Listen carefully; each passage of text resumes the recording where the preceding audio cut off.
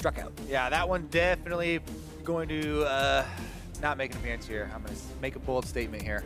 Seems there will not be a repeat Nocturne for either team. One thing it does reinforce, though, is the fact that Team Dignitas is playing without fear of the repercussions. Some of their decisions in the game, too, of going for very early Barons have paid off.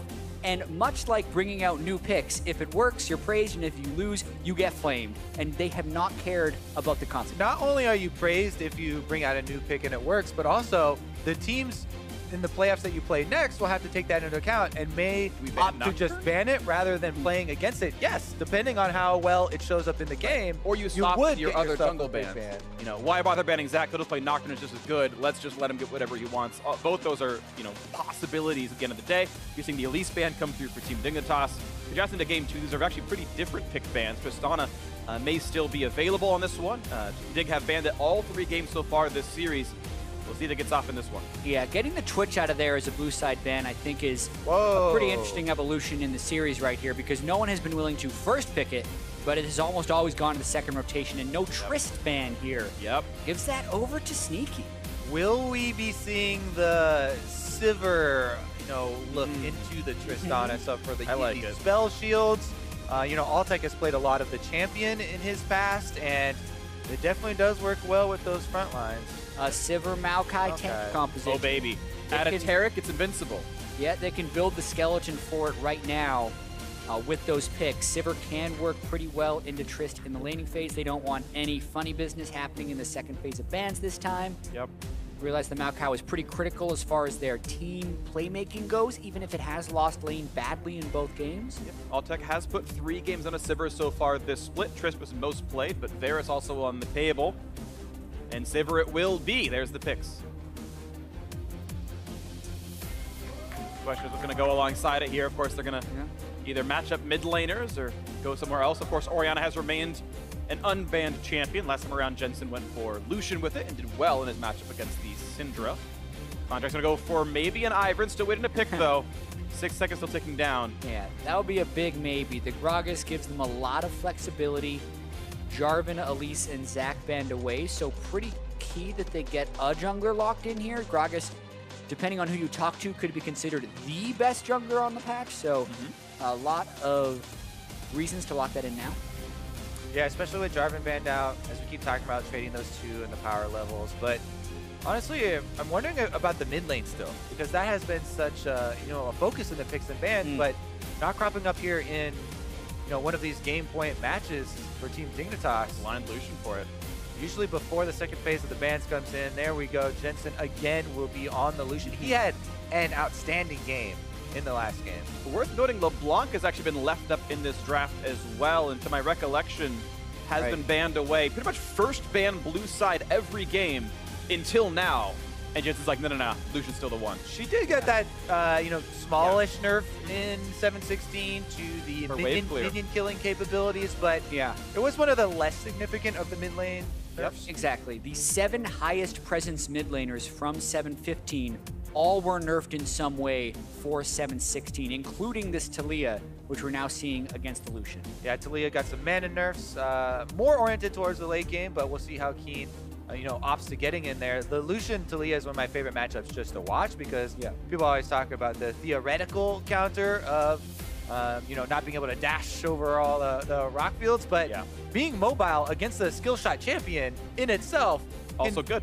Provides you plenty of outplay potential. Right, and to reference SKT's playoff run, Lucian for Faker versus Crown's Taliyah was seen multiple times in their quarterfinal game, and the outplay potential is absolutely there for Lucian. He doesn't necessarily need to dash to avoid the seismic shove, and then can save his dash for ganks or for following through. So a skill matchup, it's why Jensen is willing to blind Lucian, because he has so much confidence in his ability to outplay. Just think of the multiple times this season where we have seen Taliyah's solo killed by AD carries that weren't even Lucian, weren't even mid lane AD carries.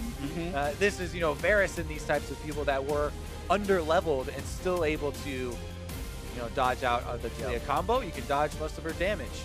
And look at this, actually. Cloud9 not convinced Maokai's going to the top lane. They've yet to see Shrimp's jungler. Maybe it is the Maokai after all, and they add a Renekton ban to the mix.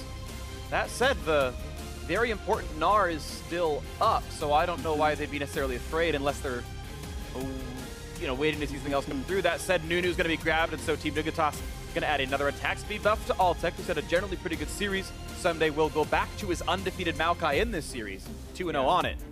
And this is looking more like a Team Dignitas composition that needs to snowball more than when they had the Twitch Syndra, just needs to stay even to win these fights later, because the Taliyah Sivir damage, not the same as the Twitch Syndra damage could be in team fights, but a very strong front line for Team Dignitas. And Cloud9 do not have diversified damage types. It's just the Lucian and the Trist. The prior game had an Elise in there, for example, so maybe that becomes a problem when the Nunu and the Maokai get a Ninja Tabby and a Frozen Heart and a Bramble Vest, and it goes up from there.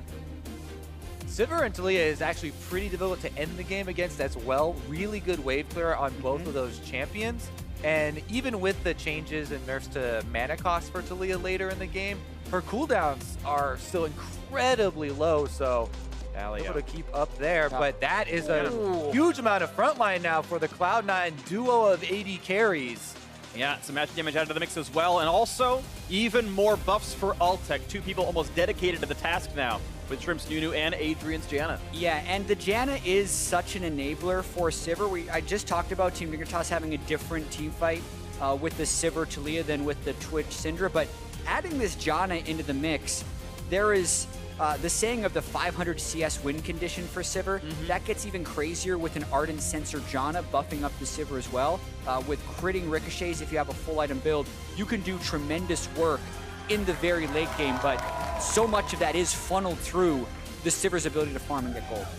We'll see if they can do it. If they can win themselves a laning phase, Sivir should match up decently into Tristana. The push and pull in the lane going to be interesting as well, but you can spell shield the explosive charge without much issue. And then the question comes down to how good are your frontliners at locking things down. And Maokai has got point-and-click tools. Contractz kind of has to burn flash for that to be the case, so maybe some more counterplay is available.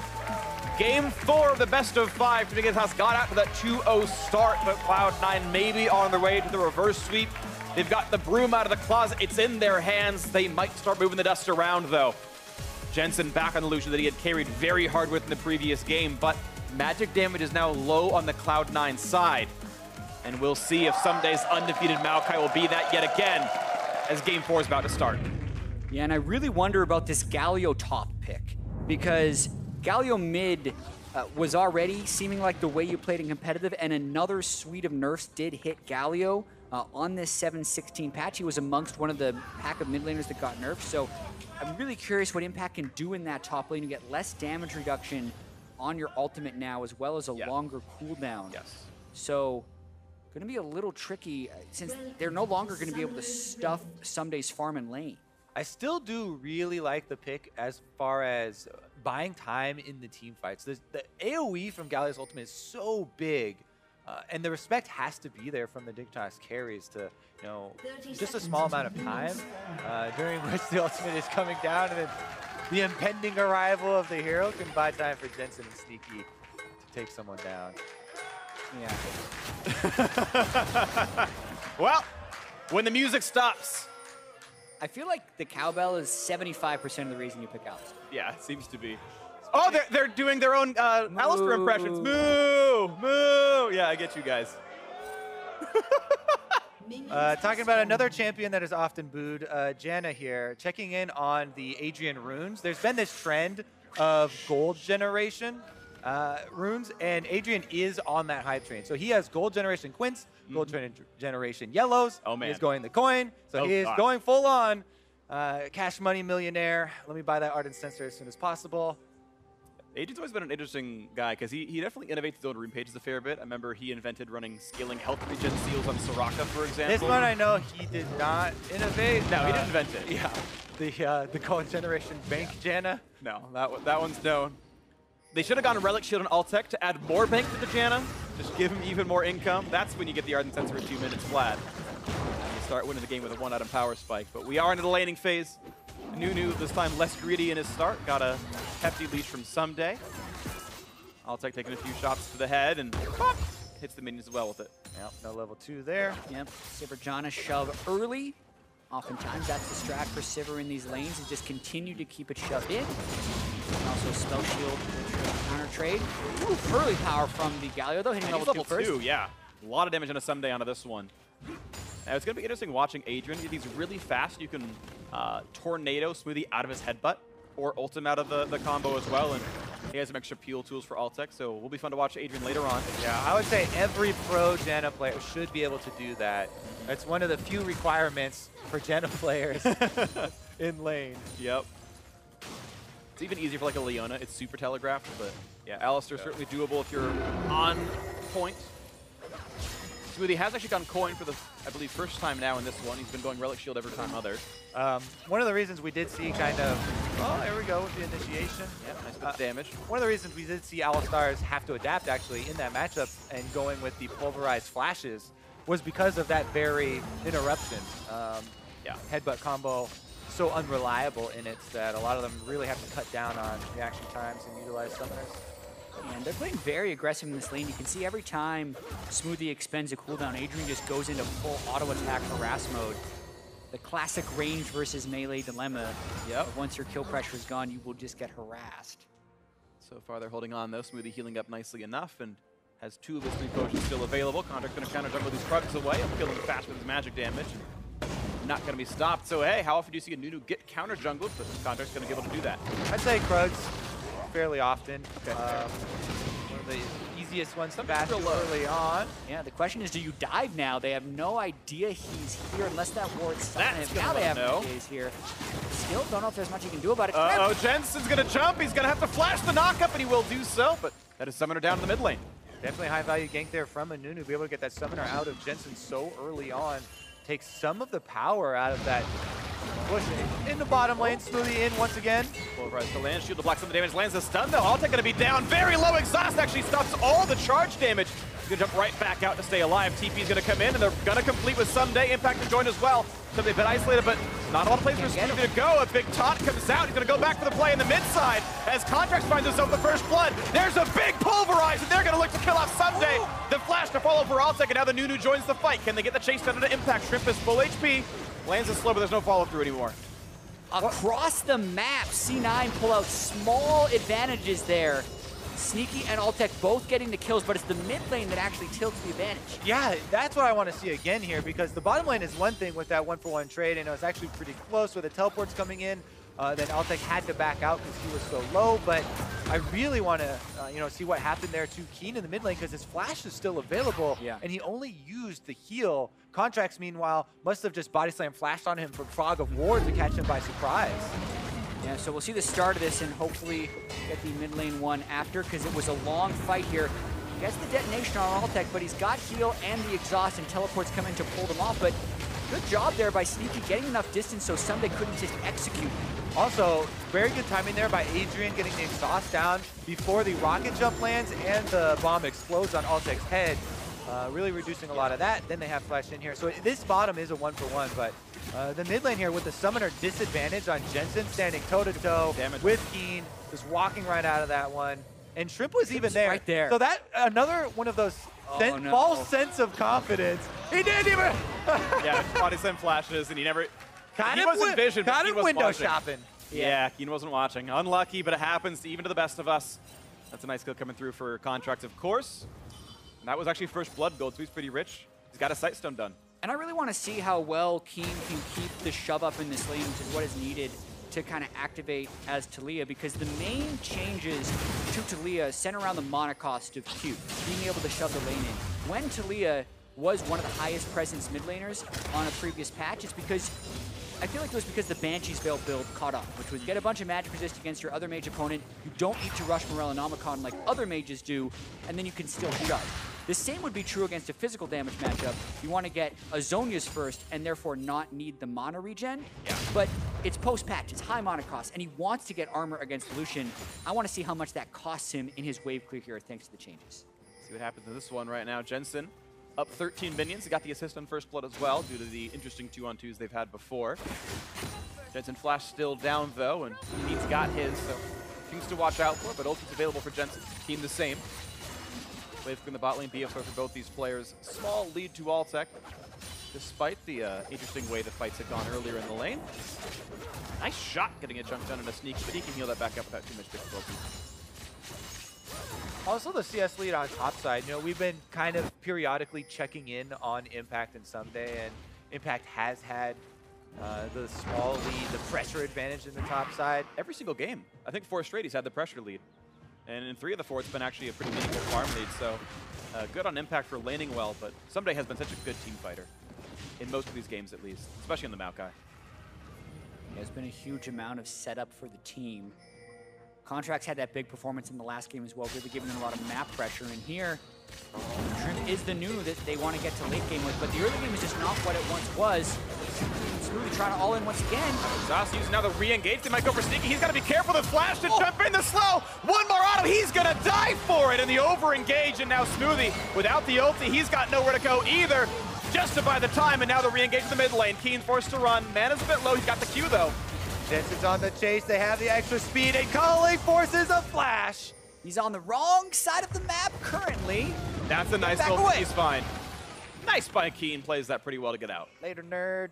The outplay in the bottom lane, though, for a 2v2 double kill, spell shielding the Trist ult, the patience there by Altec. You can see there's zero hesitation here from the Dignitas bottom lane. After he jumps in and they get the exhaust down, Altec's immediately like, yes, this is free. Adrian flashes in for the extra slow there. Auto offload goes off.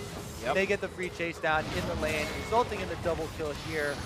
Huge momentum now for Team Dignitas. This bottom lane absolutely crushing. Yeah, the timing on that spell shield was insane. Like the ultimate from Trist comes out very fast. Altec being able to block that is what enabled the double kill, along with a bunch of other things. So first turret went to Team Dignitas. You saw that in the picture-in-picture during the replay. So that's now a 1,300 gold lead for the red squad. It still feels like a little bit of disrespect. I mean, great spell shield, but when you have BF swords in, you don't all in the support. Smoothie burned all of his CGP abilities on just the Janna, and Altec able to free hit, targeted sneaky intelligently, and they had the damage for it. And they had all summoners. Right.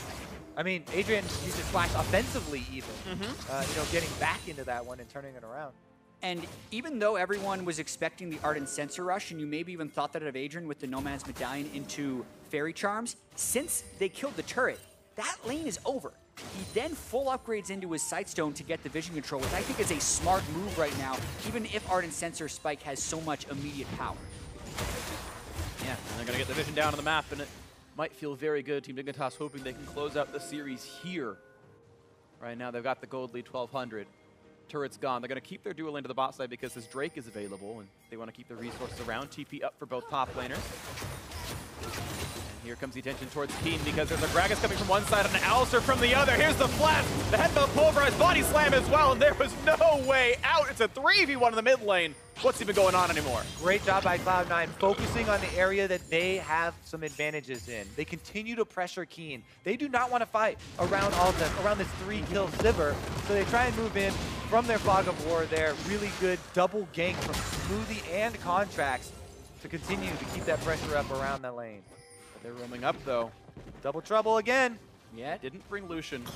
Jensen went back to farm the lane. No help is going to arrive here. They're doing their Drake. So little damage. Is completely on his own. Can he outplay? 1v3, no damage dealers. Body slam to land. Chain CC is in, but again, it's a Maokai against Tank. He's going to heal up, pop the ulti. He's going to look to knock down Smoothie, but the ulti's on. He's going to be okay. A slow, and the Maokai walks away calmly because he's so tanky against no damage dealers. 3 tanks walk top lane to gank another tank. With a Spectre's Cowl, the tank lives. 2 ultis pops, out they go. All tanks live. All tanks live. Oh man, that is such a huge moment right there. You need to be able to power play that when Team Dignitas goes down, but as you mentioned, such low damage. Galio, Gragas, Alistar, none of their damage dealers participate in the dive. Jensen farmed a lane. Maybe he shouldn't have, but it's a choice he made, and C9 still went for the dive. And they lost their first Galio ultimate. And one of the major nerfs for the Galio ulti is the rank 1 cooldown is much longer. So that is a substantial loss compared to the prior patch. See if it hurts him again. 500 gold, though. Not the biggest deficit, to be honest. C9 still able to get something done for themselves. And gold distribution becomes very important in compositions like this, where you have a lot of super supportive carries and a lot of incredibly tanky characters. So the fact that Altec has all 3 kills for Team Dignitas and he is the vehicle with which Team Dignitas wants to use all of their gold is huge. So even though it's just a 600 gold lead, having 2 kills on a Gragas, who scales like a potato, versus Sivir, who scales incredibly well, gives Dignitas a bigger advantage. I feel like potatoes scale well. I've seen some very large potatoes. They get thrown into mashed potatoes, they become French fries. I feel Oh man, that's a very good they scale. scale real well. French fries is a godlike scale. Yeah, exactly. So we'll see if he can become full French fry in this game. Altec gonna get fouled down! Oh, he's gonna run out of health pretty rapidly, but he's got the disengage with Janna. The Nunu throw an ice ball in as well. But look at that explosive cast. They found Adrian, who does not yet have flash, but Shrimp buys some time with absolute Lucian's zero. on the way. Early roam from Jensen coming 4v3. in. TP up for both top laners. The 3v2. The long run. 4v3, 5v4. What's the numbers? Jensen's gonna be in range, find some culling damage. And he's not going to get much more. Spell shield a little bit late for Altec. All right, they kept Keane in mid lane, pushing the wave in, so he's going to be able to get that into the turret, and Cloud9 unable to get much out of that. Yeah, Jensen not able to land the Cutlass slow. The active wasn't quite in range, it seems. So wave shoved in, a couple of minions lost for Jensen, but he still holds on to a 20-plus minion lead, and that is where some of the gold is in this game, is a well-scaling Lucian. Ssumday. Early Spectre's cowl, but now he's building towards the armor items. Knows he's against double marksman here. Getting some alone time of the turret also feels good, but again, he is, last we checked, over 1,000 gold behind Altec, and that might not change. Yep, still 1,200 apart. Exactly, and then it's the strength of the bottom lane versus the pressure that Jensen and the rest of C9 are applying to that mid lane. The parties that have been happening in there, whether it's Contractz getting the first kill or the 3-man gank they are throwing down. They're trying to take Keane out of this as much as possible, which then turns Dig into a 1-carry team, which as much as you want to funnel out of that carry, is still fairly difficult to win with. I'd say that's a pretty good one to put all your bets in, though. If you've got the better one to have. late game Sivir with Nunu Janna. Nunu and a Janna. I mean, you don't really get better late game than No. that. We need Nunu top, Ivern jungle. That's terrible. Let's never do that. Let's see what comes in for this one, though. Lulu mid. Add some more. Impact looking to keep the turret alive. He is going to get pushed on, though. 4 members nearby. Nunu might have to go for Rift Herald, though, and you can see Impact spells out the dive, and he's going to fall back. Yep, looks like it is going to be a trade in the end with a little bit of a bonus on the end as Rift Herald just go down to Shrimp. It's a trade and a +1. So they're trading the turret top for bottom, but there's no comparable thing to get for the Rift Herald currently. Unless they continue pushing for a tier 2. They have Tristana and Lucian there. It's really late on this push. They should realize now what's happening. Yeah, bot tier 2 should probably fall more times than not. Herald picked up by Shrimp. Maybe he used it in the top lane push, though. Now Impact in a bit of a 1v2. But yeah, I almost want to see Herald go top lane and equalize the points. We're seeing Ssumday now come to defend this turret, but depends how much damage they have. Sapling spots with no dive. The rest of the team went back. Ssumday's going to keep this turret alive, it looks like. And top lane's going to fall to a Rift Herald. Dig's going to get better at this trade. Mid lane now is the focus for Cloud9, though. They're actually rotating over from the secondary to take down outer mid turret. But how long does this keep going? Now that C9 is investing in this mid turret, the Rift Herald can still go bottom. Important flash. They call it off. They're trying to stop C9 from this base race. Time to fight. Nature's grasp. They're very fast. 2 roots, and here comes the dive into this one. Galio's still far away. They don't yet have Impact. He's coming in now. He's going to jump right into Shrimp. So they got to devise some time. Looking not yet for Adrian, but they're going to knock down the kill as Contract's already gone. Now the disengage. C9 forced to run away. They will, losing 1. 2 for 2 the overall turret trade. And then 1 kill for Dignitas here. Rift Herald killed off at the turret as well. Impact had to take care of that before he came in, so it kind of delayed him a bit more. That being said, Inhibitor turret is at 50% as well for Cloud9. So not only did Dignitas also come over to mid lane and grab that extra kill, they've also heavily weakened an Inhibitor turret. Here goes another look at the initiation for the Maokai to hold him in place. That lets Keane get a very good size shove off. And the rest of the top lane squad comes over for the flank. And that top lane squad moves faster than you would expect. Sivir ult, Blood Boil, as well as the move speed granted by Janna. They make it before the rest of C9 can come back to the turret, and yet another kill goes over to Altec. And it'll be eventually granted by Janna both ways, from her passive as well as completing her support quest. I mean, she can really get people to zip around the map. Something to watch for in the future. 1,700 the gold difference right now. Taking the lead. And Ardent Censor and Knight's Vow were both just completed. So this is a huge moment in the game as far as power specs are concerned. Infernal Drake is live as well. No flash on Altec or Adrian currently, so it is still an opportunity for C9 to make a big play. See if they can find the opening. Where's it going to be? Ward's being cleared back and forth for now. Helen Gale not going to land. Baron, not the option. It's going to be the Infernal Drake. It wants to force the fight. TP coming in for impact. Ssumday holding the front line. Explosive cast just getting spell shielded. He wants to go in for the steal, but that wall comes in. It's going to be a secured Infernal Drake. And Contractz forced to run away. Impact to hold the front line. As the wall falls, it doesn't matter. Dignitas go out to the east. C9 going to go up into the left and look to knock down the mid lane a little bit longer. But that outer turret's gone, so it's not going to be anything lost by Team Dignitas. Yep, they're going to send Altec back to base as well to purchase here and just rely on the Taliyah wave clearance. Cloud9 are left empty-handed. Yeah, you mentioned that top tower, and it is pretty easy to knock over, but that is kind of the smallest of consolation prizes here for Cloud9. Yeah. I would take an Infernal Drake, and it was still Impact's TP used as well, and nothing happened. It burned the Taliyah ultimate. That's usually worth it. Stacking up pretty favorable Drakes as well with Mountain and Infernal. This turret will definitely go down to C9, and it just pushes this game into higher gold totals, right? Still only 1,000 gold separating these teams, but the amount of funneling Team Dignitas can do onto Altec makes them very strong right now. One more game, Team Dignitas will be moving on to the semifinals, and C9 would be knocked out, so the game just gets incredibly high pressure from this moment forward. Yeah, C9 need to navigate themselves out. They have actually yet to have any comeback wins in this series. They've actually lost games with leads at 20 minutes. But Dignitas having better Baron calls. So certainly the onus is on them to make this happen. They only have 2 threats, and they're both physical damage. The Sivir with the buffs, she's got all of the kills in the team. Individual gold lead is actually still 1,600 over Sneaky, and that's before Ardent Censer and Blood Boil. So Altec massively important in this one. Yeah, Jensen can cut down the tanks, but it's going to be hard. A little bit of armor on Shrimp and Ssumday is going to go a very long way in their team fights. We already are seeing a bunch on Ssumday. Shrimp now actually could use a little bit more. Happy with some of it though. Nice bow. The Keane tracker shows that he did go Morellonomicon early. No Zhonya's, no not Ardent Censer, Arm Guard to be bought, just the Ninja Tabby into mana regen, or at least a mana pool. Definitely high value there for those boots, obviously, against the double 80 carries. Again, Team Dignitas actually feel very comfortable with the state of this game. Sivir now on 2 items. If Altec is able to get you with Infinity Edge, it's incredibly difficult to kill that Sivir. Spell Shield, Janna Disengage, Nunu's even trying to peel for you. So even if you have Alistar with the Galio and Gragas trying to dogpile in there, it still requires very good use from Cloud9 of those skill shots. Yeah, you need, as we have a pause, Jensen or Sneaky to get damage on him. Yeah. Because otherwise he's potentially even just going to drain tank through the tanks. If he gets to late game builds, Lifesteal has the Janna shield because he's healing off, will be healing off of so many different things. Even with the Ardent Censer healing, should be able to survive versus the tanks. A little bit of a pause here. Yeah, Stoneborn Pact healing is going to be hitting from Nunu as well. Very big protect the carry comp.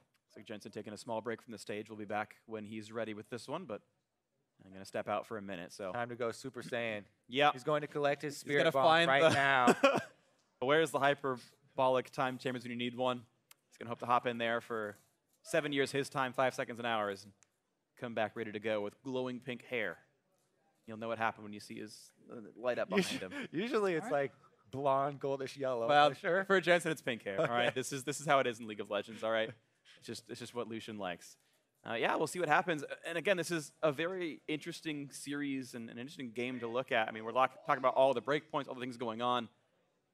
And it almost hasn't mattered who's had the better scaling because at 22 minutes, the game has always snowballed to the victor at that point on. And it's been like the one good call, the good positioning, the good hook or whatever. It's been the clutch plays, not the let's line up 5v5 that have decided the games more often than not. Yeah, it's been a great series so far, honestly, and I hope it continues as long as we can. That's why we're pausing it? Yeah, that's why. I don't want to go home today. I don't want the games to end, Kobe. C9 versus Dignitas is too entertaining. But this game in particular, right?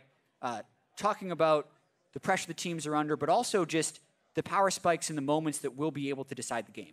We have been building this Sivir up and up and up and up, but at the same time, you got a big tank line, as well as a couple carries on the other side that are going to be kind of playing the same game. It's just they're the two-headed monster instead of just the Sivir. And what this means for our playoffs, as this split, we've been talking so much about is there going to be a new team, a new franchise in the finals? Dignitas are one of the front runners. Everybody was looking past to Immortals, and like Immortals already have their bye, and that that may be one of the new faces. But Team Dignitas have made such a strong case in the end of the split here, and already in this match.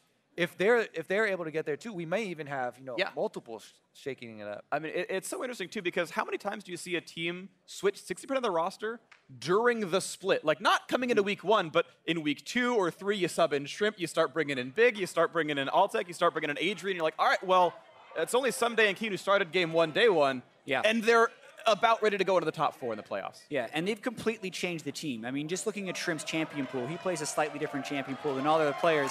Yeah. So I think we have some of them returning to stage, but we'll have to get more updates on the pause. Well, as we allow teams time in that pause, we're going to send it down to the analyst desk, unless that's a misnomer. Nope, take it away, Dash. Perfect. Thank you very much, Phreak. We're going to have a few minutes to kind of break down the middle of Game 4 here, but not to worry anyone. The reason for the pause is a medical request from Cloud9. Jensen not feeling so hot, so taking a moment to step away from the stage. Adrian taking advantage of the opportunity. The rest of Team Dignitas all, it's time to go to the bathroom. But hopefully it won't be more than 5 minutes. That gives us just a brief amount of time to talk about the series as it's gotten to this point. But here in Game 4, again, with C9's backs to the wall, they go for that Lucian pick yet again in the mid lane, really indexing towards a strong mid lane, and even the Galio into the Maokai on the top side. And this is out of Dignitas, the exact response I wanted to see in the previous game, where they have a bunch of tanks, they go for a scaling focus, and they play that way too. They don't just pick these champions, they also play back in some situations where we might have seen Dignitas in the last game go forward. And I think it's working out very well for them right now. You see them with a small lead. They have the objectives in their favor in the Dragon, so things are going exactly according to plan. Yeah, and I think this composition for Dignitas has the ability to engage, disengage, and also seal off objectives with Taliyah. So I definitely like this composition from Dignitas in terms of options and like whatever way the game goes. If they're ahead or behind, they have ways in. But Cloud9, once again, do win the top half of the map with the Lucian as well as the Gragas and the Galio. So that's another thing where you're kind of banking on Dignitas to have an okay bottom side of the map, which is happening right now. Very much so. I want to see what Altec does in these fights, because there's so many eggs in that basket right now with the Blood Boil. He's the only target that you would really Blood Boil in these team fights. The Ardent Sensor, he's really the only person who's going to get a whole lot out of it. And he's playing Sivir, who also has an attack speed increase. So I want to watch his micro in these fights, because there's a lot of pressure on him. And I think he's a fantastic player who is able to deliver in those moments. I think the pressure is the big thing, because you're up against an Alistar who's generally pretty good into a Sivir. Gragas can follow up well, and a Galio can follow up. So if you ever misposition once, there's going to be a big chain CC combo coming your way, and that's the kind of thing that you're saying. Whereas if he misexecutes mechanically, it could be game over for them. But this is the thing, right? We're at a point in the game where it's relatively even in terms of gold lead, and we really are seeing the map split into 2 distinct sections. We, again, as you identified, Cloud9 has control of the mid and the top side. CS advantages in both.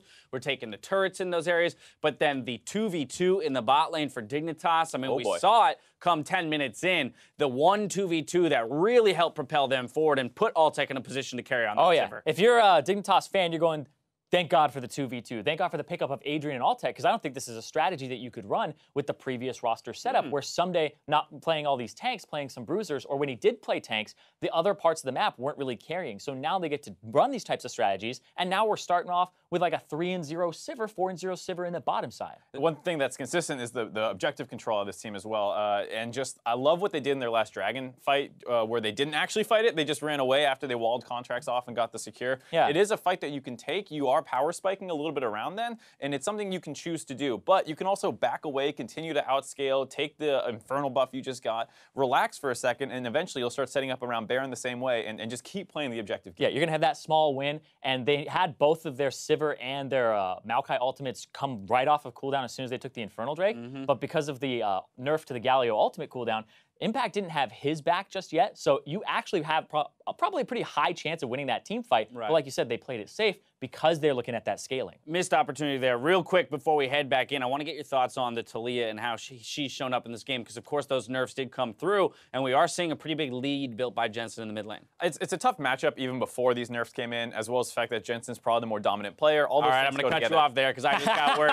Well, look! You want to watch the game, right? Yeah, get me All out right, of here. well, then let's get Get me ourselves outta here. back to the game. The players have returned to the stage. Let's send it over to the casters to get us back into the match. Get him out of here. Thank you very much. See, Dash, I saw in your prompter that said toss back to the casters, and you said, give me a second. I need more time in the limelight. It is not your time to shine, Dash. It is the players' time to shine. I have seen them say a capital R or a lowercase r in all chat. That means ready here in League of Legends speak, so very soon we'll get us back into the game. The game has unpaused, and we are here again for what could be match point. Team Dignitas up 2-1 in this series. They are building around Altec, and he is so far cashing in. We'll see if this keeps going. Yeah, he's got that 2-item power spike with the Knight's Vow and Ardent Sensor amping him up as well. But as Kobe mentioned, the tanks of C9 are starting to build some armor as well. So there's a chance he falls off a little bit until he can get Last Whisper. Still, a very close game. If Team Dignitas wins, they will advance to the semifinals and eliminate C9 from the playoffs. If they can do it here. Control ward knocked down. Sneaky has the range advantage. We'll see when someone dips for execution is calling, because Maokai and Nunu will heal a lot, and as will anyone else on Janna's team. The Locket will be built up slowly and surely by Shrimp. It's the only thing that builds from double no magic mantle, so that's likely coming through. Yeah, definitely one of the most common buys there for Nunu. You go full support in your item build. You have a giant health pool. It's all bonus health too with Consume. Yeah, nice battle there. Even though 50 health was taken off, still an incredibly effective and efficient item.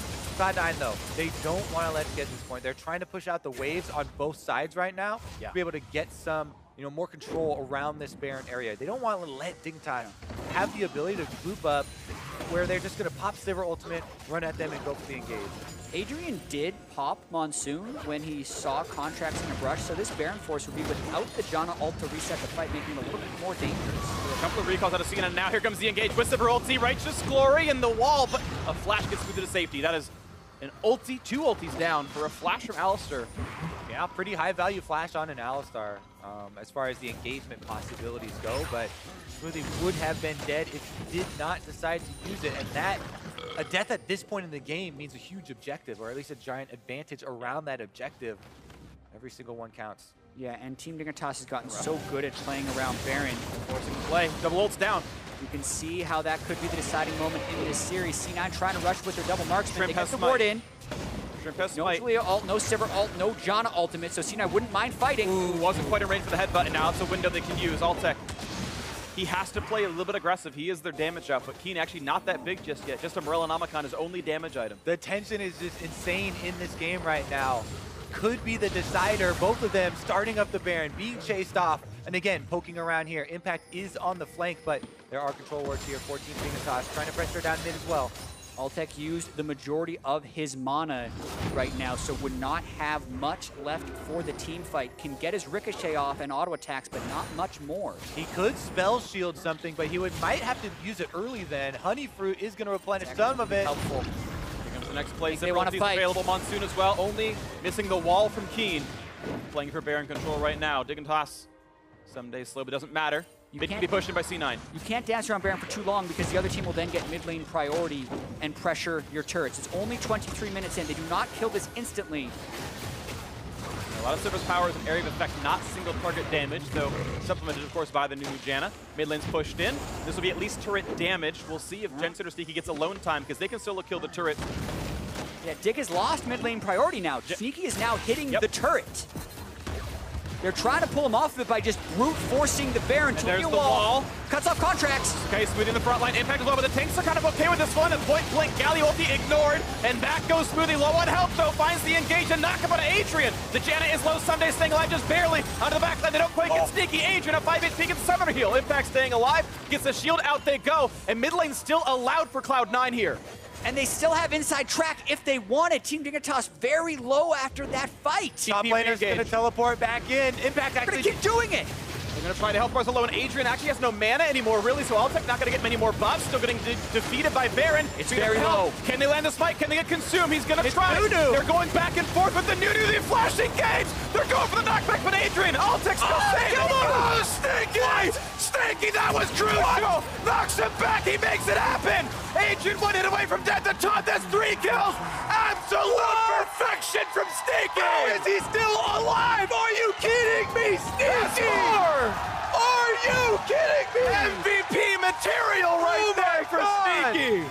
In such a pivotal moment of the game, he makes the biggest of plays, and this will mean Baron for C9. You've got to be kidding me. Everything was stacked up for this to be the failure of 4-0 Sivir. If you're going to pick a marksman to carry the fight, it was Altec. Yet it was Sneaky coming through. Absolutely clutch. It's a high-risk, high-reward game when you're playing around Baron like this. No ult on Adrian, no ult on anyone for Dignitas. Watch Sneaky in this fight. They're immediately going for Altec there. The double flash in, and then Sneaky! Oh. Flashing the seismic shove right after he lands to keep him alive, and then resetting, ulting Shrimp back to get the triple. That is one of the most insane plays that I have seen in a playoffs game in North American LCS history. That was amazing, and now Cloud9 have bought themselves the space. Sneaky's caught back up with Altec. Consider the pressure in this game at this moment. Cloud9, they cannot lose this game if they want to continue, and now they're knocking at the door. They still have a chance at World through the regional qualifier, but their playoff run would be gone. Contractz started it off. He got onto Altec. They burned the spell shield. Then the flash in from Impact to taunt him up, and they get him just low enough. Yeah, and even though he flashed away from the rest of that engage, just the attacks were there. And Adrian had run out of mana, to be honest. Like, during that fight, they chose to re-engage it. An insanely risky call by Team Dignitas, but it was 1 pixel away from killing Sneaky, not letting him reset. Yeah. So close to having Altec get a ricochet crit somewhere in there and end up cleaning up C9. We talked about slim margins in our opening games, Jatt. Definitely showing up once again here, but this time around, Cloud9 get the edge, and now they're reaping the rewards as you see the gold lead start to balloon. Multiple lanes of pressure. Sneaky currently in mid, but they have enough confidence here in the disengage of Jensen and Impact to be able to keep up double-pronged pressure. It's going to be a very big Baron power play. Look at the damage even on that mid turret as Jensen is killing a turret on the other side. And unless they're willing to go all in with a Maokai initiation, Team Dignitas can't really fight them off. The best they can try and do is clear these waves. Rapid Fire Cannon Tristana, possibly the best turret killer in all of League of Legends. Ziggs could argue, but that's about it. And we'll see if they can keep this one going as Sneaky has the Knight's Vow on him from Contractz as well. Couple hundred damage dealt once again. Righteous Glory Pop for Impact. Wants to be in the front line. Double slows him across. Turret is gone. Jensen a bit low. Stays alive though. Shots on towards Ssumday. It happens to be triple knockup. Gonna go in for Shrimp instead. And that's actually an even lower health bar tank. And at this point, it's the triple tank team before the AD carry has the last whisper. So it's that almost mid-game dip that you have as an AD carry before they can get late game. And the gold is now heavily in the favor of C9, so they have the Black Beaver armor shred to at least help with the tank line of Dig. And right now, they're not getting punished for being double AD right now. Double No Magic Mantle is built out of Locket. Trip still with a Ninja Tabby, being against 2 auto attackers. Yeah. The Spectre's Cowl, of course, is exactly where Ssumday stopped. He's still building towards armor, but the tanks are not that tanky right now. They're getting outpaced by Jensen and Sneaky. This series just got a lot more interesting. Dignitas were on the verge of completing their playoff spot here, moving on to the semifinals, but Cloud9 with a very clutch play have definitely bought themselves not only a lot of time, but a 5,000 plus gold lead to work with as well. And unless the tanks miraculously all finish Randu and Zoma in the next 5 seconds, this is maybe sell your soul, make a deal with the you do something, because the tanks are not tanky enough to deal with double AD. The weakness is that when they itemize against you, it gets bad, but that itemization has not happened yet. And also, Sneaky's beat everyone else to last whispers. So even when they get there, it won't be quite as pronounced of an armor tank. 3, the wall is up, but so far they're going to be safe. The knockback Altec is going to go down! That's the kill, and suddenly there's no damage left up for Team Dignitas. C9 happy to look for the game-closing play. They make that one look easy. Altec right there, double summoners on the front line, and C9 just take his life. There's such a small amount of damage left. The knockback to Impact running out of health though. Goes into the air, gets the disengage. He's gonna be okay. Shrimp running back has the charge on him. Gonna stay alive, but the health bars got low. That was some solid defense out of Team Dignitas. Not quite the 4-0 we'd seen before, but at least they bide the time. 6,000 gold the separation. Let's see, you cannot count out the double buff Sivir. Sadly though, that was a death to Altec. He's gotta play that better next time. Yeah, and Team Dignitas need to take a big, deep breath and reset their expectations for this game. They can still go to that 500 CS win condition. That's what they have to try to now, because it's no longer a matter of steamrolling the game, getting the Sivir snowballed over everyone else and winning. They lost that when Sneaky reset in the Baron fight. So they're potentially positioned a little bit too far forward. Altec cannot get caught like that, and they have to regroup so that this doesn't go to a game 5 for them. They do not want the chance of a reverse sweep in this series. Well, we'll see if they pull it out in this one or in the next, because Team Dignitas definitely on the back foot, hoping they can find that play. We know their wave crew is very good with the Taliyah and the Sivir. The defensive options are there. The armor items will stack up. Mortar Reminder done for Sneaky, yes, but you can eventually get almost unkillable, because it's not Lord Dominic. He doesn't have the 20% bonus damage against targets with more health than him. He still cut through them reasonably well. We'll just see as the items come through. Just an Ocean Drake will be the last one for this game before we get those Elder Dragons coming through. And that is not a tremendously big prize, so maybe we'll see them keep up pressure, working with the downed inhibitor instead of even retreating back and delaying the game to that point. I think the Ocean Drake is mostly ignorable. It'll be about the Baron that comes up in 60 seconds. C9 can play around that. They have the playmaking potential of a flash Gragas and a flash Alistar. In fact, all flashes are up on Team Dignitas' side. Only Impact is missing his. Trying to work with that inhibitor pressure and keep it up. Moving towards the top side, they have 1 minion wave to work with. Dignitas annihilated though. Yep, it's very easy to kill those off. And here comes the next play. Cloud9 gonna choose between sieging in earnest or simply setting up for Baron. Right now, they own that entire northern jungle. And you can see they're not really eager to look at the turret damage. They're looking at the Baron bait. Probably trigger Fog of War from Dignitas' point of view for the coming Baron here, because look how dark it is! They're going for the engage, they knock back and he's just gone immediately! They're looking for the kill, and yes, Ssumday is gone! Redemption to buy a bit of time, but Smoothie is still safe in the front line. The knock up, and there's the death of a Nunu, sneaking on a rampage. The tanks are dead, and it's time for C9 to close the game. Just playing with Fog. They do not even need to wait to get onto Altec. They have that much damage on their 2 carries right now. They want the game here. Taliyah was trying to lay. They stop the minions, they do buy some time with that, and actually Cloud9 decide instead of the Nexus, now they might look at Baron or the Drake. There's only 20 seconds on Ssumday as well as Shrimp. There's a teleport that wall on was Ssumday, so that is a huge stand. I don't know. They can still rush down the Baron very quickly. They should be able and Shrimp would have to walk there, but that does save their Nexus. They need to kill the Blast Cone, though. There's actually a Blast Cone behind the Baron pit that no one attacked. So Nunu can get in if it's too slow. I agree. I think it's mostly an indefensible Baron, though, with the 2 control wards in the outer limits of the jungle. No one can safely check that. Even if they held 1 or 2 men back, they'd be able to kill who comes through. Another Baron from C9. Timing was fast enough. Baron number 2 this time, much less insane as Dignitas get their consolation prize of Ocean Drake number 2. Cloud9 don't need any. Again, they didn't even let them come to face check the bush. Right there at the door.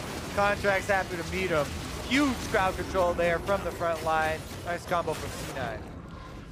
It's the kind of fights Gold Lead lets you take. You don't always get the hard engage the Maokai front line and then kill the Nunu next. But they had the gold, they had the items done, and they got to pick that one off right away. Well played by Cloud9. Yeah, and one thing we were talking about earlier is how Altec was the only threat for Team Dignitas, and having that one threat is a little hard to play around. So he's not reaching the backline at all. Keane is so far behind, there's very little threat on either of the C9 carries, which is allowing Jensen and Sneaky to free hit with these fully offensive builds. Bilgewater Cutlass lining up for Blade of the Ruin King, final item on Sneaky. Attack threatens, pops out the Sivir ulti, and knock up again on the front line. Ssumday flashes away, a nice knockback though. Do they have the damage? Howling Gale and everything else running a bit of time. The tank's not going down, but the turret sure has. Inhibitor still, or I should say now available. Jensen kites back and forth, stays healthy. Sneaky the same, level 17 for both those marksmen. And it's going to be Team Dignitas giving away the inhibitor, fighting against the Baron buff, not easy. Yeah, meanwhile, the carries on Team Dignitas, level 15, both of them 2 levels behind. And you can really see it in the races to try and burn through tank health.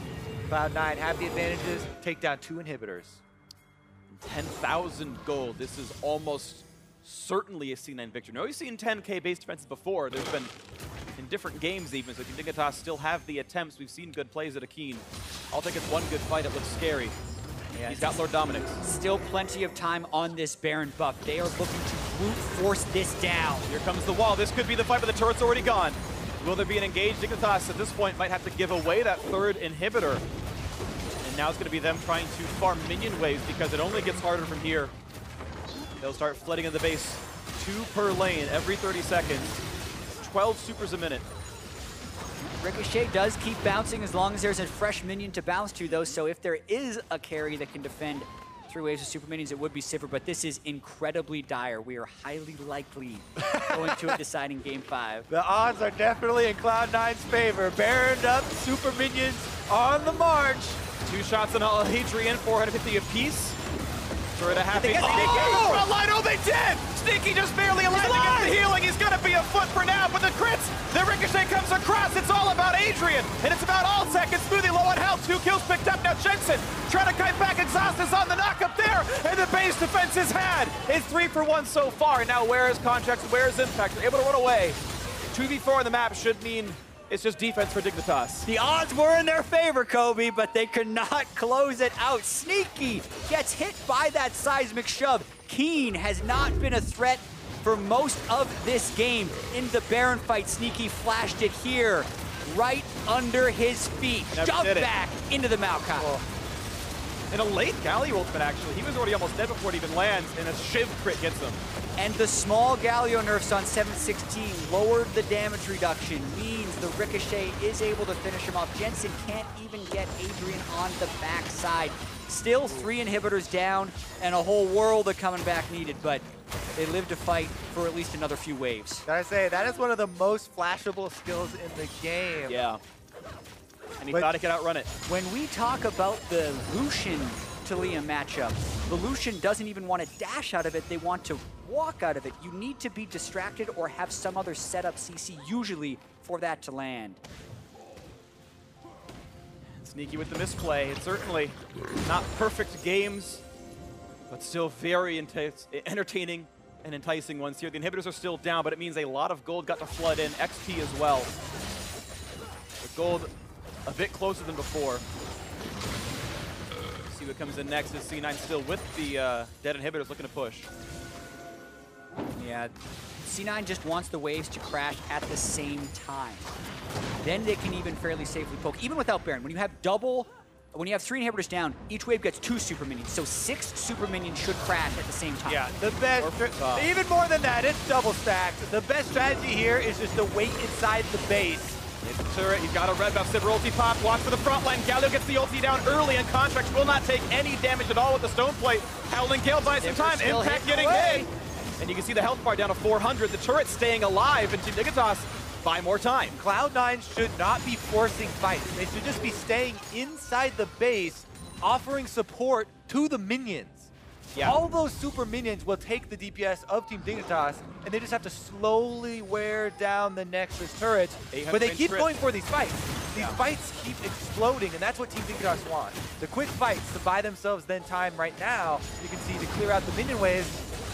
And then we're going the long haul on this one. Sivir's about to hit 500 CS. That's a full build Sivir. And that's the win condition. You can see it's mostly a joke because you still have to win. But the fact is, when you hit that many items on Sivir, even 3 waves of super minions can be ricocheted away. Yeah. So when C9 was escorting the super minions in there, they should have been more patient, waited for all of them to land at the same time. But Altec fought C9 while also clearing minions, which is something pretty much no other marksman can do at this stage in the game. Pretty much it's Hurricane Jinx is the only other one that gets the chance to do this unlimited AoE fun stuff. And all right, Altec in a good spot. First Elder Dragon 0 stack, though Cloud9 never got the pickups on this, so Dignitas get to enjoy their bonus regen, and they will be stuck in their base for this. I would almost even think about delaying the pickup a little bit so that Baron spawn is a bit closer. You have a little bit more time with the super double buffs, basically. But they're just instantly going to grab it, then head over to Baron to pick that one up. There won't be a very big discrepancy. Yeah. I think here, the fear of Team Dignitas getting it and having the 4 elementals be empowered by the Elder Dragon makes it more important to just get it off the map, because they're getting very little. The true damage burn is incredibly small from this. And the inhibs are respawning right now, so if you delayed till here, now they're safe to leave their base. And then it's tradable. Right, and it gets a lot more costly. So they go for the risk-averse choice. I think your idea, Kobe, definitely could have worked. They didn't go for it, though, and now with the more paltry burn, and maybe a Ember here looking for the play. They found Contractz on the front side. He knocks back the AD carry, and the knockup is in. Impact holding some time in the front line. He's still got the ulti available. More damage. Sneaky gets low, though. He got ricocheted onto, and Ssumday wants in for more. So here comes Impact making just that on the front line. Keane still waiting in the wings. Altec the same. The ricochets start going to come across. Watch out, Contractz. The health bar is getting low. And C9 maybe can't win any fights anymore. Yeah, I got to take stock of the cooldowns after something like that. Both Contractz and Impact doing everything they can to buy time for the front line and trading positions there to get Contractz out without a death timer now. You got to be very careful about face checking anywhere on the map at the moment. More armor being stacked by Team Dignitas as well. Yeah. Warden's Mail being in on Shrimp. Would love to see a Frozen Heart on one of them at least. Yeah. And then the Warden's Mail on the other just to double up the tankiness. But it's likely, I think, we see a couple Thorn Mails coming through. Very tense around this Baron, though, especially with Ssumday there to be the front face checker. The rest of the team waiting right behind that. Looking for maybe some kind of a big play. We know Baron is up. Not a lot of vision from Team Dignitas. Looking for the knockup. A little bit of damage here. Dragon buff still on for a few more seconds, but you can even see it there. Very ineffective, even as Ssumday just heals right back up with an auto. Dragon buff has 1/4 left. That's under a minute. A large wave does exist in the top lane right now that is going to pressure that inhibitor. So Team Dignitas now need to get a bit of a pep in their step if they are going to stop this C9 Baron. Down to 2,000 health. They're rushing They the Baron. kill it so fast Impact as well. and Smoothie should Shrimp buy the can't see time. it. They've got to push them away, and this is going to get rushed down. Baron will go to Cloud9. There's no chance to stop it, but the engage going to come through. Do you battle this? They find Impact. Look at the damage out, but Galio likes the fall, but just barely slinking away, but Keane gets the kill all the same. Re-engage. Sneaky! They've got the Trist. He's trying to flash away the rocket jump. He's staying alive, but Altec kills off Smoothie. 5v3 in the fight. Jensen's got to run. Sneaky the same. He's spotted out, though. Altec's on the chase. Nowhere to Contractz go. top lane. Contractz wants to finish off that inhibitor. Sneaky's not going to get out of here. Oh, did he He outplayed it! He outplayed it! He can't get away from Keane. He's trying.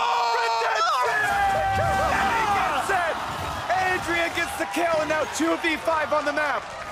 Oh my goodness, Team Dignitas with a clutch fight. And they have over 30 seconds of a power play. 5 alive. This is Through the such 15. a game. Back and forth and back again. 3 inhibitors were down for Team Dignitas. It is still match point. If they pull it off. If they pull it off, they win. They knock Cloud9 out in the quarterfinals. Team Dignitas will move on to play either TSM or Immortals, depending on the other quarterfinal.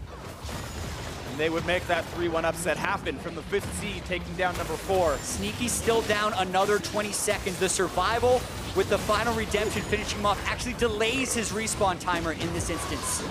Sivir ulti pop just to disengage. They know they just don't want to get caught out. Dignitas happy with just the middle tier 2. They don't want to push for the inhib itself. All right, another look at this team fight and how much damage they were able to pour into.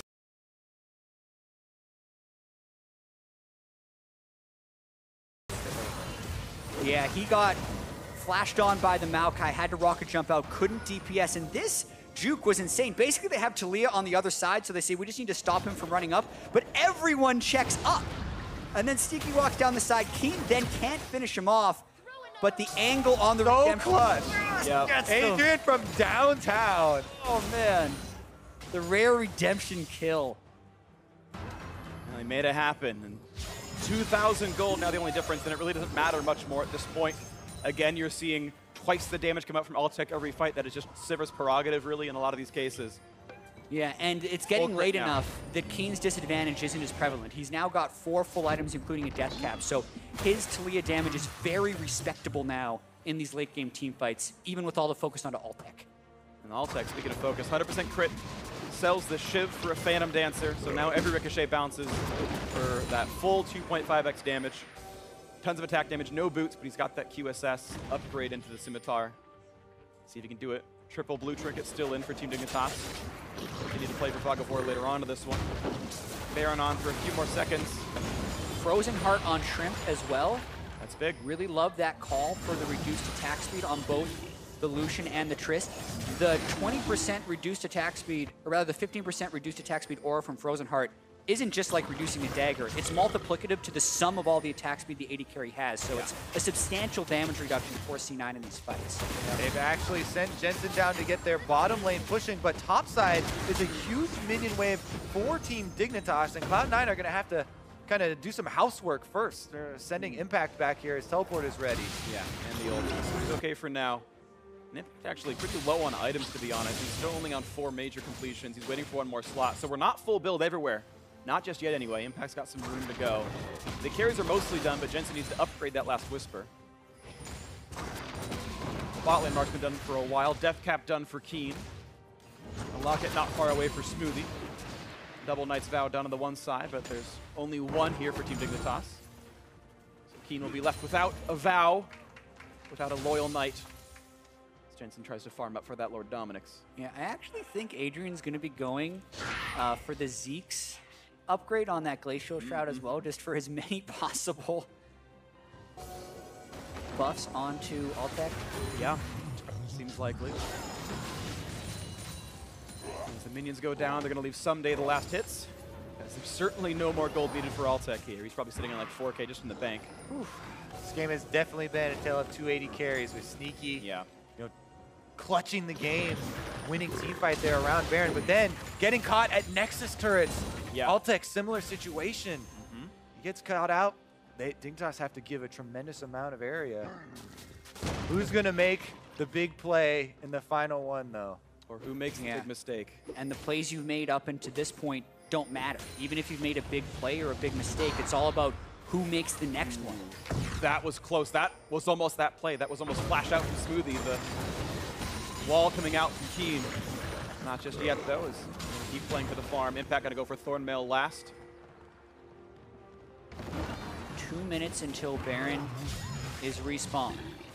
The problem here is the exposed inhibitors for Team Dignitas. If they overextend in one spot, the window is there for C9 to take it. But with Sivir and Maokai on the other side, if C9 does split up, they leave themselves vulnerable for an initiation. Thing is, nobody has any incredibly strong split pusher, so I think these games are almost always going to end around that Baron, because the team who gets that would also have the Baron empowered recall to even get back and defend.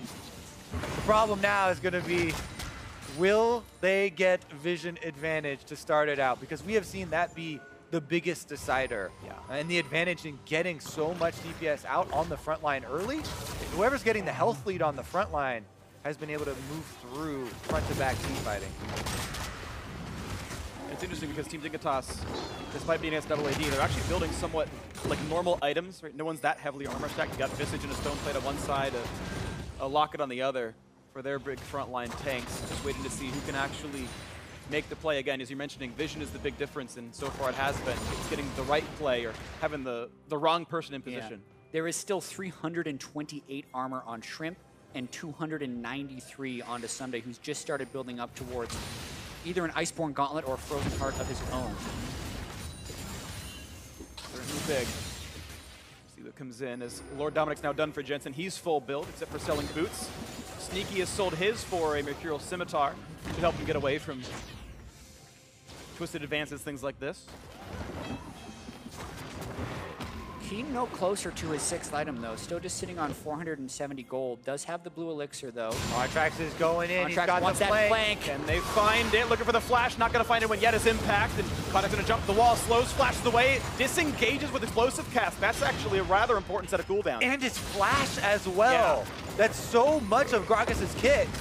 They find the engagement of Ssumday. Ran to his pop. Here comes the Nature's Grasp, and here's the front line. Looking for the redemption of the front line. They're going to stay safe in this one. Altec going to kite away. He's still full HP. A lot of ultimates burned, though. That's also the Alistar ult from Smoothie. Ssumday's Maokai ultimate as well. Yep. Ssumday's still pretty high on health.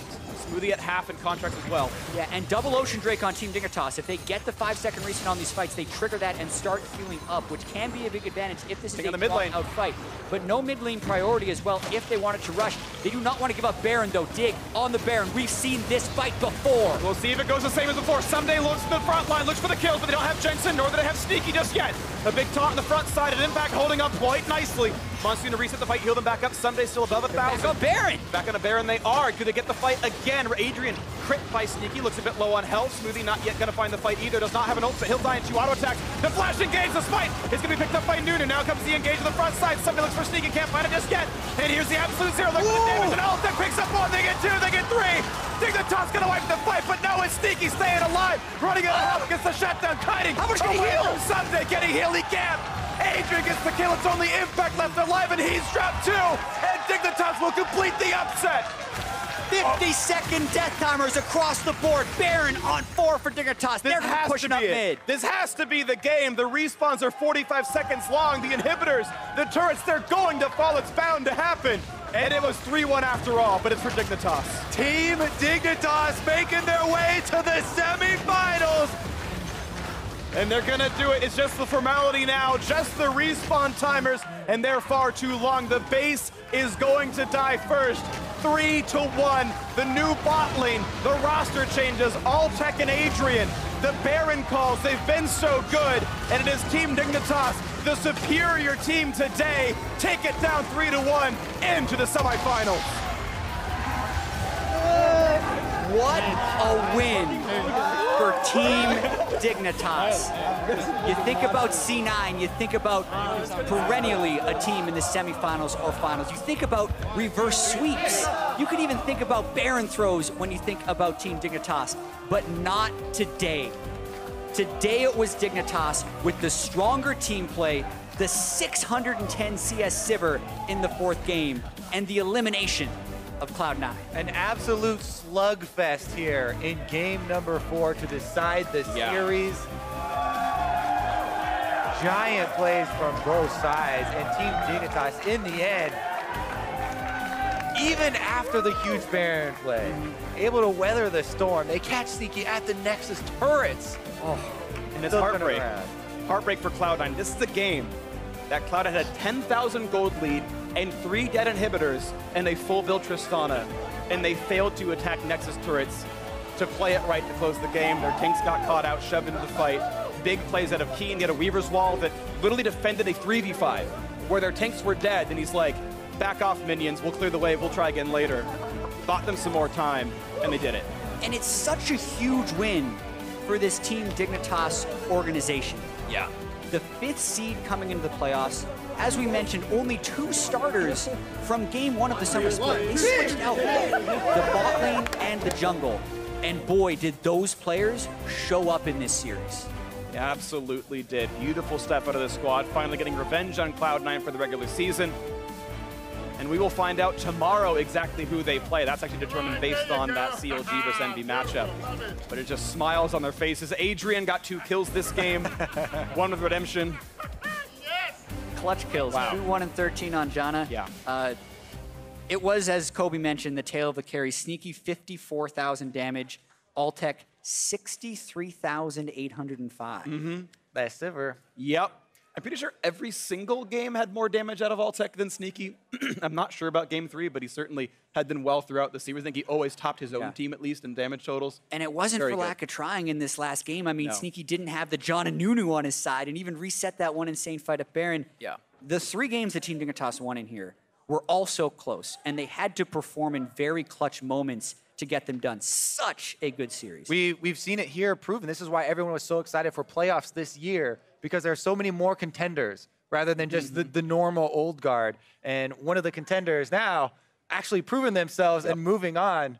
Definitely going to be exciting things ahead for Team Dignitas. Yeah, we thought the series would deliver. It absolutely did. Team Dignitas absolutely are contenders, and it's been a long time since they've been that, since fans could be proud of Team Dignitas and what they've done in the postseason. They have gone to Worlds before. It wasn't the best run, but that was back in 2012 was the last time we saw them actually do anything, you know, getting through the national stage. And here they are, top 4, right? You win the summer split, you go on championship points. Or sorry, you win the summer split, you go.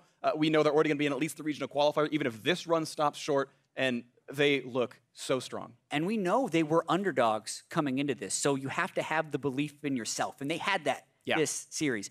Going at Baron time and time again, not being dissuaded by failure when they threw at Baron, to go back at the end of this game and make the play again to then have the critical team fight happened at Baron. Throwing the Nocturne pick in there. Didn't work. Doesn't matter. Keep going back in there. That's okay. They played with confidence. They upset Cloud9 today, and they're in the semifinals. Yeah, absolutely beautiful stuff out of Team Dignitas. Now to hear a bit about what it was like to compete in that intense series, we're going to hand it down to the stage with Avali and an interview with the Team Dignitas support. Thanks, guys. Great cast on the day. I am here with Adrian, the victorious support. I have to ask, that last team fight was incredible. Can you tell me what happened throughout it? I have no idea what I'm on. No idea whatsoever? You were just throwing tornadoes? Yeah, like, I think I'm really good at Janna, so, like, it was pretty disrespectful for them to blind Alistar like that.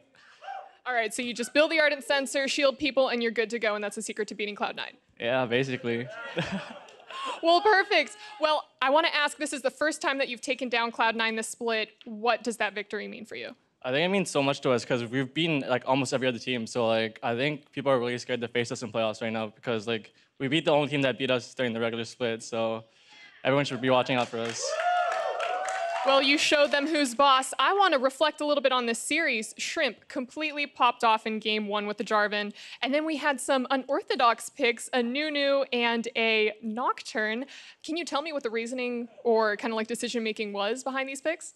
Yeah, we have full trust in Shrimp. So, like, whatever he feels like is the best for the situation, we let him play it because his Nunu is, like, really good because, like, we can always hit 20-minute Barons and, like, teams are so scared against us because either we, like, bait Baron so much or we can burn it really fast. So, like, it's really hard for teams to play against us.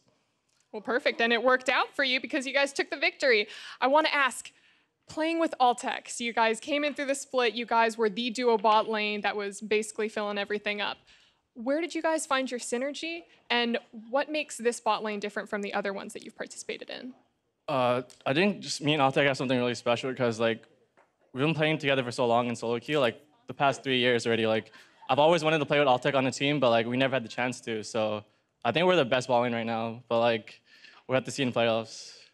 A dream bot lane come true. Now next week you play in the semifinals. We aren't sure who you play next, but are you excited or how are you going to prepare for it?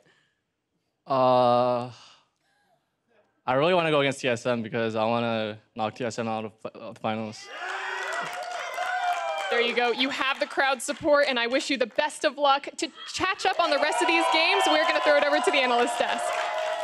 Thank you very much, Avali. Great to hear out of Adrian there. Dignitas doing what they couldn't do during the regular split and take down C9 in a best-of series. 3-1. At least you got the game number right. I'll give you guys that credit there. Where credit's due. I'll take any credit I can get. I feel like that is like an unwarranted poke because all precedents, like, no, exactly. Like, this is analysis. You're taking the things that you know from before. This is an unprecedented victory, which should be even better for Dignitas because people didn't see this coming. Like Jatt said, it's an underdog victory for them. Yeah. They have the synergy, and like he said, teams should be scared of the form they're in right now. Oh, I don't think anyone's arguing that point with you, Zyrene. I'm just giving you crap for the fact that you guessed it wrong. I mean, predictions are for fun. It's impossible to say exactly what's going to happen, and when you get them wrong, throw some shade. I'll walk it off. But what a way for the series to end, right? If it's going to end in a 4th game, that's the 4th game you want. The back and forth out of both teams, the plays made by both members of the squad. Sneaky here coming up, or rather, this is the final fight of the series. Almost comes up the same exact way as the previous fight. We were talking about how Dig is not afraid to go back to Baron and keep forcing this over and over and over. And this is a situation where there's just too many cooldowns on the side of C9. And it looks like this is going to be a bit of a dangerous situation, but Keane is fine on the backside as well as Altec, and they're able to melt down this front line so much faster. It's just that Sneaky starts going off a little bit as he goes into the middle of them and starts picking up a couple kills. Yeah, and they're able to get Jensen before the flash taunt from Impact, so Jensen can't create more distance and back up even further. And then Sneaky is caught in the middle of all of it as well. And the Sivir ultimate just enables them so much to make that rush play. And like we said during the break, they had options to disengage and engage, and they use them both in that team fight expertly. I mean, that was team fight number 27 or something like that. Just a rough estimate on the number of team fights that we witnessed during that game, but we have to remember the adversity that Dignitas faced in that earlier in the game, they go for a similar Baron play, but Cloud9 does make the proper move. Sneaky coming up big in this one to turn it 4-0, plus the Baron for C9. This was 24 minutes into the game, not even halfway through the total game time. I mean, you heard the cast say that they thought this was one of the biggest plays they've ever seen. I would have to agree, just for how close this was. The gusto to go flying in there, flash the Taliyah W, get the second kill, get your reset in the jump, and get out of there before Nunu can do anything else to you, as well as the Buster shot away. It was just so perfectly played by Sneaky, super close to getting turned around, and it was a play that the team needed to make because they were in the midst of getting outscaled and outplayed by Dignitas. Yeah, and this was honestly one of those plays that's a little bittersweet in the context of the entire game because they got 2-on-2 killed bottom lane. That was a play to get them back in the game, and then later on, Sneaky kind of gave it back when they were on the doorstep to take this to a game 5. Yeah, I mean, you see it there, right on the gold graph, right around that 25-minute mark, the massive spike in gold. They continued to basically double that amount over the next 5 to 10 minutes, but at the end of the day, if you miss position one time, and we saw that in the base from Sneaky, Dignitas is the kind of team that is comfortable taking that advantage, and then as Jatt said, they will not back down from a situation where they've lost previously. They're going to keep going for that win, even if it's in the face of adversity. I think that's the big thing is that when, like in a lot of sports, not just League of Legends, it's going to come down to who made the bigger mistakes and then who made the bigger outplays. And in this series, C9 had way bigger mistakes, even in game 1, all the way through here, even small ones. Like in one of those pushes, Impact blows his teleport to get up to the 3rd creep wave to take the 3rd inhibitor, and then he gets chunked out in a fight, and he doesn't have his teleport to rejoin it later. And there's a lot of mistakes like that being done by C9. And then it got to the point in the game where your previous mistakes didn't really matter anymore. Like Keane was 0-3-1, and he saved the damn game with the seismic shove onto Sneaky. So Keane kind of completely absolves himself of that early game, saves it, and then they get to reset. So it's those clutch moments that matter in these longer games. Yeah, when you hit those 6-item breakpoints, all previous plays go out the window, and it's just about the next team fight and how the teams match up. Now, we had a lot of amazing plays today. We'd like to recognize one player, though, who shined so much. He earned himself Player of the Series, and that person was Altec. I mean, we saw it specifically here in this 4th game on the Sivir, getting some massive damage output, but really across all of the games felt like he was the better of the ADCs. I think so. I mean, the Twitch game that he had was phenomenal as well. We talked about a little bit at the start of the day where I think a lot of people would have praised this guy a lot more over the course of the season if he just had the starting position from the beginning. But I think it's all about how you end the season, and he's had a great playoffs in this first series. Yeah, I was like, well, where was he on your All-Pro team? Like, you know, you think he's better than Sneaky a little bit? I mean, Sneaky made his own case during this game with that one team fight, but you see why it was so close. But Irene, talk to me then about the personnel changes for Dignitas and their journey this entire summer, because it's very clear that this Altec and Adrian bot lane is one to be feared, but they were much more recently established here in the split than a lot of the bot lanes in the playoffs. Like, we saw them when they first came in and had this duo where they were winning in CSD at 10 and 15 constantly, and they are able now to draft losing lanes for the rest of it for team fighting later on, and only rely on the bottom lane as their source of power, and then it'll be paying off later because of the fact that these guys deliver in those clutch situations. And something I want to bring up about Altec here is this is also a big victory for him on a personal level. When I was first introduced to Altec, it was Cloud9 Tempest 3 years ago, and he just took down Sneaky, the guy that he was on the Challenger team underneath. And he gets to, and with this win, he gets to move on to semifinals here for Dignitas. That's a huge, boon in terms of the organization. But as well, let's remember that now Cloud9 knocked out of the semifinals. In terms of the old guard and the new guard, with only 3 organizations ever having won the finals here in North America, we already have Dignitas positioned into the next round to perhaps unseat one of our former champions. And that's what I would love to see. I mean, we don't know how it's going to go, but if they end up against CSM, if CLG actually does pick up that victory tomorrow, it's going to be phenomenal. All right, well, with their win, Team Dignitas do advance to the semifinals. Their opponent next week depends on the results of tomorrow's match between Counterlogic Gaming and Team Envy as a result of dynamic seeding. But I want to take a brief pause here and talk about that Counterlogic Gaming Team Envy matchup. It is more disparate in terms of seed, but as we've just seen, that you cannot predetermine, right, based on the seed itself. I think that's a big thing. You also have to look at like recent history. So while C9 did have the series victories during the regular season, Dignitas was still playing great towards the end of the season. Beat TSM, beat Immortals. Yeah, so I mean that's great for them. If you look at Envy on this side, it is a little less positive looking. They had a lot of struggles towards the end of the season, got destroyed by a lot of teams. Their last bit of the split was actually them losing to 4 teams that are in playoffs, so kind of showing that they are at that 6th seed for a reason, and it is a big uphill battle for them. All right, well, let's go ahead and pull up the championship points as well. Take a look at the standings there. With their loss today, Cloud9 cannot climb any higher, and TSM are the first team from North America to qualify for Worlds, either through championship points or by winning the split. They still have both options available to themselves. Now, good news for Cloud9 is they're still sitting pretty at 90 points, so it's very likely that they'll make an appearance in that regional gauntlet, depending on how the rest of the chips fall. But once again, it does make the case now for the second seed if TSM were to win finals is very open with the, with the points runner-up right now being knocked out. Yeah, it can't be Cloud9 because they only have 90 points, and that is not worth 90 points to get second, and it goes by recency in Summer Split. So Cloud9 will be in the regional qualifier, and they would have to play through. All right, well, that's going to do it from us here. So on behalf of myself, the casters, and the entire live broadcast crew, thank you for watching Day 1 of playoffs, and we'll see you tomorrow.